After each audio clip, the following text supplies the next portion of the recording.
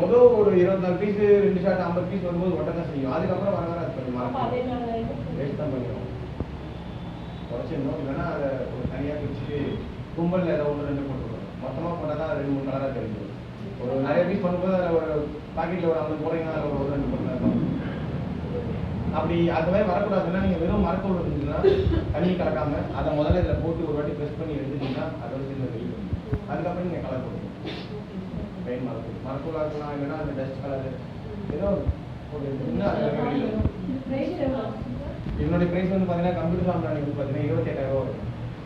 நாங்கள் ஜென்ரலாக பண்ணுற ப்ரைஸ் இது. சார் நம்ம எம்எஸ்சி ட்ரெயினர் மூலிமா வந்துன்னா வரும்போது நான் கண்டிப்பாக டிஸ்கவுண்ட் கொடுப்பேன். அதை நீங்கள் வரும்போது நான் உங்களுக்கு என்ன ப்ரைஸ் சொல்கிறேன். இது வந்து ஜென்ரலாக நாங்கள் காமனாக நெட்டில் போட்டுக்கிறது எல்லாருக்கும் கொடுக்குற ப்ரைஸ் 28 வரும். இதுலேயே வந்து கப் சாம்பிராணி இருக்குது. நீங்கள் ஃபோட்டோவில் பார்க்கலாம். இது ஆமாம், அது மிஷின் பார்த்தீங்கன்னா உங்களுக்கு கேட்லாக்ல கூட இருக்கும். இன்னொன்று நீங்கள் அதை கேட்லாக் பண்ணால் பஞ்சகாவிய விளக்கு, அந்த கப் சாம்பிராணி மிஷின் வாங்கினீங்கன்னா அது அந்த பஞ்சகாவிய விளக்கை வந்து நீங்கள் அச்சு மட்டும் மாற்றிட்டு போட்டுக்கலாம். கப் சாம்பிராணி மிஷின் வந்து பார்த்தீங்கன்னா உங்களுக்கு 18,000 வரும். 18,000 வரும். பஞ்சகாவிய விளக்கு அந்த அச்சு மட்டும் பார்த்தீங்கன்னா உங்களுக்கு 8,000 வரும் தனியாக.